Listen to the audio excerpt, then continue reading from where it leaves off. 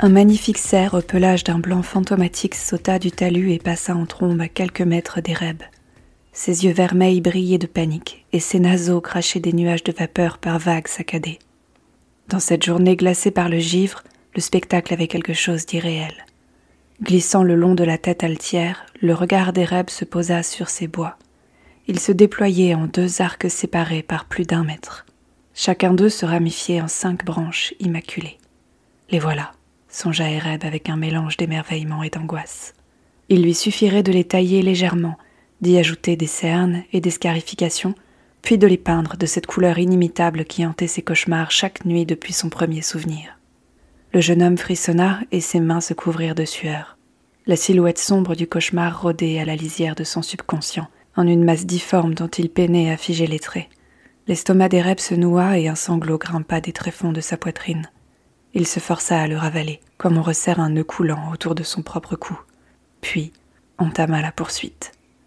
Il entendait le cerf plus qu'il ne le voyait désormais. Un dérapage maladroit dans la terre meuble, un tapis de feuilles glissant les unes sur les autres, le claquement d'une branche reprenant sa place, une brindille qui se brise comme une minuscule détonation. Les sons s'éloignaient peu à peu, mais le chasseur avait confiance. Il n'était pas seul.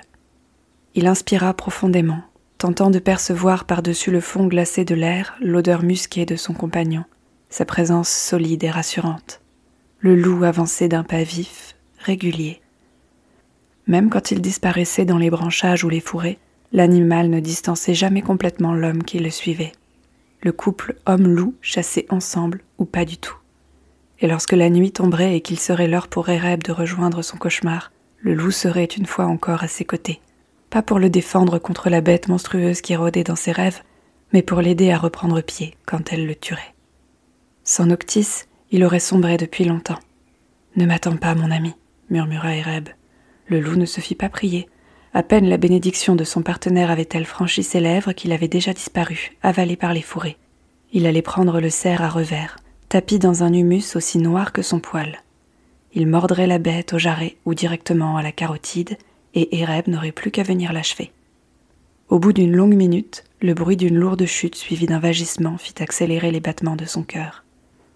Ereb essuya ses paumes en sueur sur son pantalon et dégaina le poignard qu'il portait à la ceinture.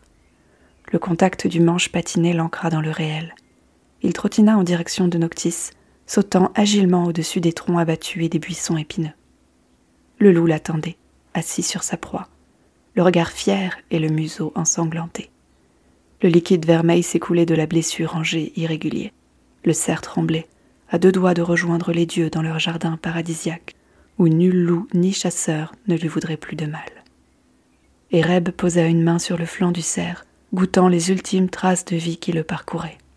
Il adressa une prière silencieuse à Deus, puis, d'un coup de couteau précis, acheva la bête.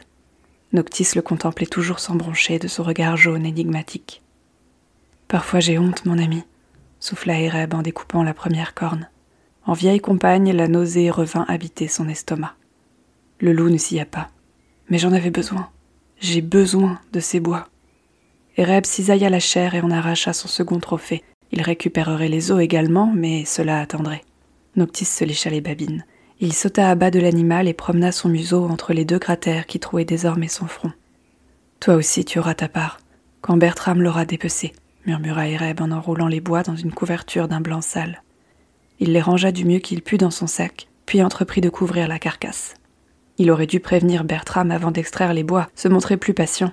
L'animal sanguinolent allait attirer une flopée de prédateurs, et si l'intendant ne le trouvait pas à temps, cela gâcherait un repas de fête pour toute la maisonnée. Coincée sous sa manche, la montre d'Ereb émit une série de bips suraigus. Noctis dressa une oreille, mal à l'aise. Le jeune homme dégagea le bijou du bout des doigts et jeta un œil à son cadran. 17h30. Dans 30 minutes, sa sœur, Pia, accompagnée du Nimarque d'Edressac, franchirait les portes d'Aigre-Mort pour le souper. Peut-être Joline se joindrait à la si elle parvenait à s'arracher à la solitude de son récent veuvage. La perspective d'un repas partagé avec ses sœurs alluma une douce chaleur dans la poitrine d'Ereb. Elle lui manquait terriblement. Lors de ses visites, Pia lui contait toujours de délicieuses histoires en provenance de l'extérieur. Son cadet s'en délectait, comme on sirote un bon vin, malgré l'envie mêlée d'amertume qu'elle provoquait en lui. Il avait grandi caché, loin de tout et de tout le monde, emprisonné par le cocon épais que sa famille tissait autour de lui, pour le protéger, pour le dissimuler, l'enfant malade, le monstre.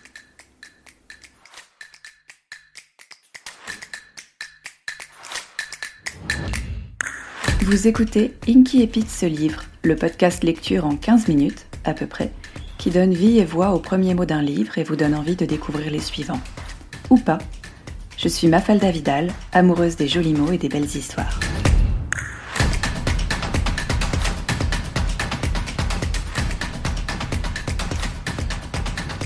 Vous venez d'écouter l'Inkipit du premier tome de Emblème, le cercle des géographes, écrit par Ina Ciel et publié en 2023 chez Naos, la collection Young Adult des éditions Mnemos. Emblème, c'est l'histoire d'Ereb d'Aigre-Mort, un jeune noble qui vit reclus dans son manoir, avec sa mère, ses sœurs parfois, et aussi dans sa forêt, avec son loup. Quand il était petit, Ereb se serait fait attaquer par une bête sauvage, une bête qui habite maintenant ses cauchemars. Ce traumatisme le hante et provoque chez lui de violentes crises d'angoisse. C'est pour cette raison qu'il ne sort pas, et aussi à cause des rumeurs assez horribles et sordides qui circulent sur lui en ville. Pourtant, une jeune femme, une jeune roturière fortunée, au doux nom de Cécilie, vient le trouver au fond de sa forêt pour le demander en mariage. Elle le convainc aussi de passer les sélections pour participer à la prochaine expédition vers une terre sauvage et exotique, peuplée de créatures magiques. Clairement, ces deux jeunes gens sont très différents, voire opposés, et leurs objectifs aussi. Mais ça ne les empêche pas de faire un bout de chemin ensemble, et même un sacré bout de chemin, puisqu'ils vont vite tomber sur des manigances, des pièges politiques qui les dépassent complètement, et qu'ils vont se trouver pris au piège. Dans cette histoire, le duo Ereb-Cécilie est tout à fait remarquable. Ereb, c'est un homme sombre et solitaire. Comme il a vécu toute sa vie en reclus, il a une connaissance théorique du monde, ce qui le rend touchant de naïveté. Et Cécilie, c'est une femme fonceuse qui sait ce qu'elle veut et qui est prête à beaucoup de choses pour parvenir à ses fins. Le couple est totalement inattendu et explose le cliché de la bonne épouse un peu soumise et du mari fort et protecteur. Et c'est très rafraîchissant. À travers eux se lisent aussi les injustices liées au sexe, au rang social, et également au pouvoir des rumeurs et des mensonges qui peuvent ruiner la réputation de n'importe qui pour peu qu'on y prête un peu l'oreille. Ce couple et leur dynamique met aussi en lumière le sujet de l'anxiété sociale, ce qui, en soi, est assez rare pour être souligné. Et en l'occurrence, l'anxiété masculine, encore plus rare. Ereb est victime des rumeurs qui courent sur lui. Il est aussi victime de ses cauchemars et est victime aussi de pas mal d'autres choses. Il a commencé sa vie par un traumatisme puissant dont il ne se souvient pas vraiment, qui provoque régulièrement des crises. C'est un handicap au quotidien, il a appris à vivre avec, mais ça reste un problème. Aujourd'hui, si on est assez rare à avoir subi une attaque de bête sauvage dans notre enfance, on vit dans une société pour le moins anxiogène.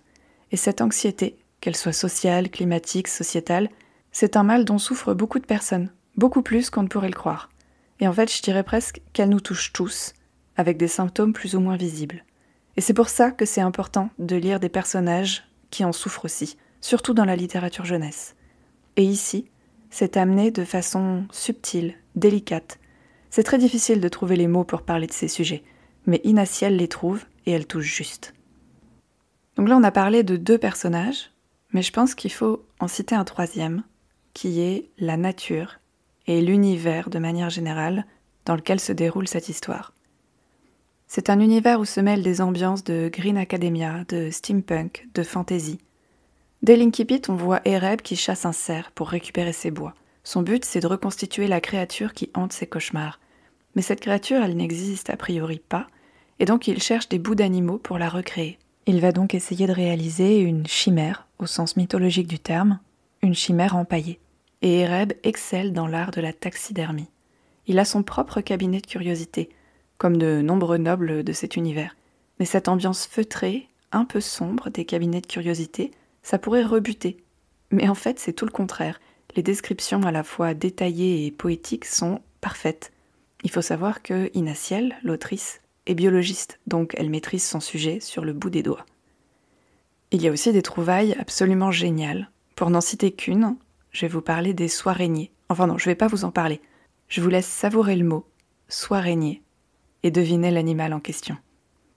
Considérer la nature comme un personnage à part entière dans ce livre, c'est d'autant plus pertinent quand on sait que tout cet univers fonctionne autour d'expéditions qui sont organisées pour explorer la nature sauvage.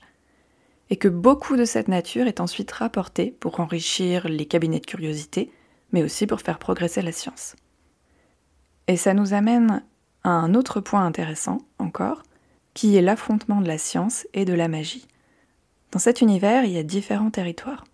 Un territoire qui s'appelle Naturalia, le territoire dans lequel vivent Cécilie et Ereb, où les hommes tiennent les rênes, les hommes savent tout, ils ont toujours raison, et puis les femmes, elles sont au support logistique au mieux. En fait, c'est le territoire qui ressemble plus à notre société à nous, quelques années en arrière, et encore. Et dans cet univers, les inégalités sont légion. Il y a un autre territoire qui s'appelle la Scientifica, où là, la science est reine, et les femmes et les hommes sont à peu près égaux, et c'est le territoire qui attire le plus Cécilie.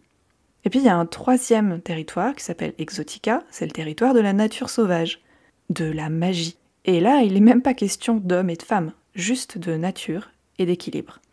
J'ouvre une parenthèse ici. Si vous regardez la définition d'un cabinet de curiosité sur Wikipédia ou dans une encyclopédie, vous trouverez que les objets exposés dans ces cabinets sont classés en plusieurs classes, dont Naturalia, Scientifica, Exotica.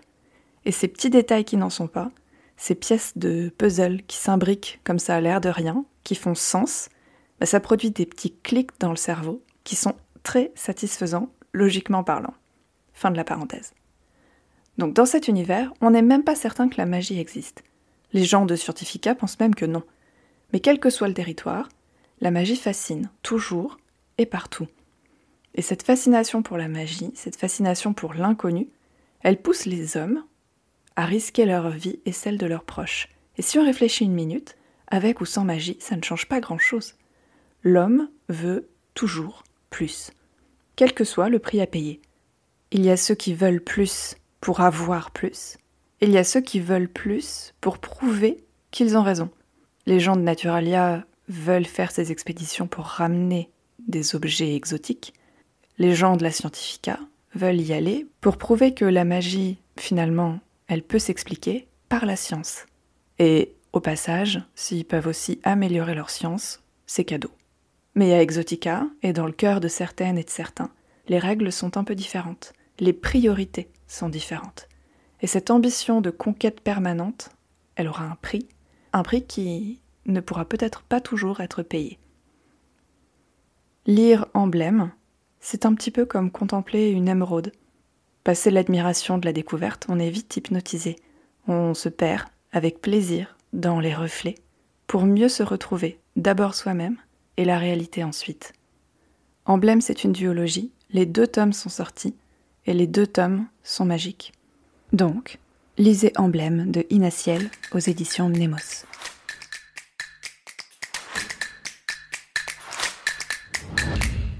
Merci de m'avoir écouté jusqu'au bout. Si vous avez passé un bon moment, dites-le moi, dites-le aussi à votre plateforme d'écoute et n'hésitez pas à partager le podcast avec d'autres amoureux et amoureuses des mots. À bientôt!